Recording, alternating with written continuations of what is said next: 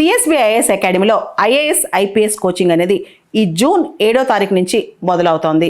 ఎవరైనా సరే అడ్మిషన్ కోసం ఈ ఫోన్ నెంబర్ని కాంటాక్ట్ చేయొచ్చు. భారత ప్రధాని నరేంద్ర మోడీ గారు యునైటెడ్ అరబ్ ఎమిరేట్స్ పర్యటనకు వెళ్లారు. ఆయన యుఏఈ ఈ టైంలో వెళ్ళటం చాలా విశేషం సంతరించుకుంది. ముఖ్యంగా మిడిల్ ఈస్ట్లో ఒక పక్క యుద్ధం, జియో పొలిటికల్గా చాలా ఉద్రిక్తతలోనే ఆ ప్రాంతంలో, మరో పక్క భారతదేశంలో ఎనర్జీ సెక్యూరిటీ ఎంతవరకు ఉంది అనే దాని మీద ఇప్పుడు డిస్కషన్ చాలా జరుగుతుంది. వచ్చే 60-70 రోజుల పాటు మనకి ఆయిల్, పెట్రోలియం రిజర్వ్స్ ఉన్నట్టు మనకు తెలుసు. అయితే క్రూడ్ ఆయిల్ ధరలు అంతర్జాతీయంగా పెరిగిపోతున్నాయి. భారతదేశంలో కూడా క్రూడ్ ఆయిల్ ధరలు పెరిగే అవకాశం కనిపిస్తోంది. దీనికి సంబంధించి ఈ కామన్ మ్యాన్ పైన ఈ బర్డన్ పెరిగే అవకాశం కూడా కనిపిస్తుంది. ఈ టైంలో భారతదేశానికి ఇంధన భద్రత చాలా అవసరం అన్నమాట. దానికోసమే ప్రత్యేకంగా మోడీ గారు యుఏఈకి వెళ్ళినట్టు కూడా మనకు అర్థమవుతుంది. ముఖ్యంగా ఈ టైంలో షిప్పింగ్ బాటిల్ నెక్స్ కావచ్చు, అదేవిధంగా స్టేట్ ఆఫ్ హార్ముజ్ మూసివేత కావచ్చు, ఈ పెట్రోల్ డీజిల్ ప్రైజెస్లో వాలటాలిటీ కావచ్చు, ఇవన్నీ ఉన్న సందర్భంలో చాలా పెద్ద విశేషం ఒకటి సంతరించుకుంది. ఇండియా యుఏఈ మధ్య 2 MOUs కుదిరాయి. అది కూడా ఎల్పిజి, ఎల్ఎన్జి సప్లై గురించి. దీనిలో ప్రత్యేకంగా చెప్పాలంటే యుఏఈ వాళ్ళు మన కోసం స్ట్రాటజిక్ పెట్రోలియం రిజర్వ్స్ని బిల్డ్ చేస్తున్నారు.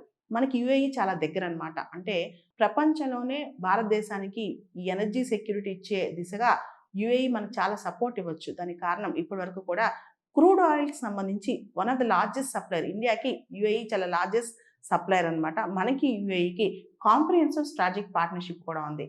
ఈ టైంలో రీసెంట్గా OPEC నుంచి OPEC ప్లస్ నుంచి యుఏఈ బయటకు వచ్చేసింది అనమాట.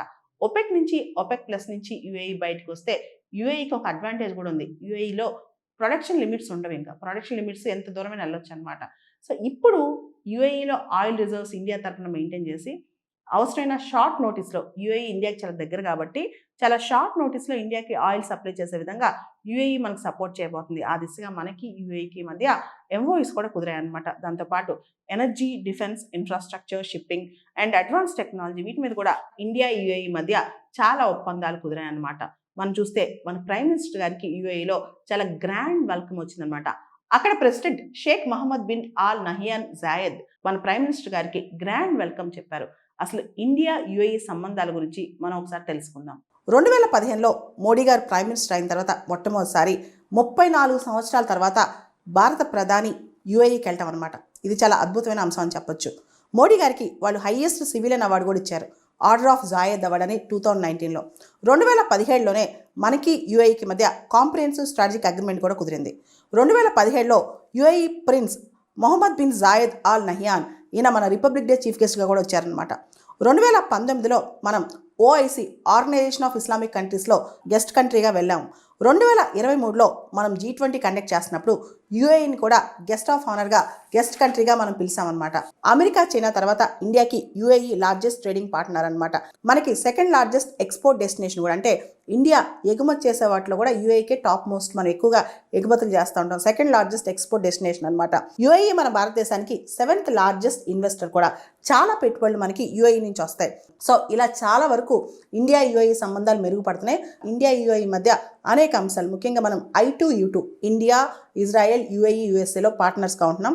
IMEC India, middle east, Europe economic కారిడార్లో కూడా మనం ఉంటున్నాం అనమాట. బ్రిక్స్లో కూడా యుఏఈ జాయిన్ అయింది. ముఖ్యంగా యుఏఈ జనాభాలో 35% భారతీయులే అనమాట. 4.3 మిలియన్, అంటే దాదాపు 43 లక్షల మంది భారతీయులు యుఏఈలో ఇప్పుడు ఉంటున్నారు. కాబట్టి ఇండియా యుఏఈ సంబంధాలు చాలా ఇంపార్టెంట్. మిడిల్ ఈస్ట్ సంబంధాలు యుఏఈ మనకి one of the largest trading partners in the world. అంటే అమెరికా, చైనా తర్వాత యుఏఈ, తర్వాత యుఏఈతో మనకి ఆయిల్ రిలేషన్స్ కూడా చాలా ఎక్కువ ఉన్నాయి. ఇండియా యుఏఈ సంబంధాలు దూసుకుపోతున్నాయి. ముఖ్యంగా India middle east, India west Asia పాలసీలో యుఏఈ సంబంధాలు చాలా ఫాస్ట్గా ముందుకెళ్తున్నాయి. సిఎస్బిఐఎస్ అకాడమీలో ఐఏఎస్ ఐపీఎస్ కోచింగ్ అనేది ఈ జూన్ 7వ తారీఖు నుంచి మొదలవుతోంది. ఎవరైనా సరే అడ్మిషన్ కోసం ఈ ఫోన్ నెంబర్ని కాంటాక్ట్ చేయొచ్చు.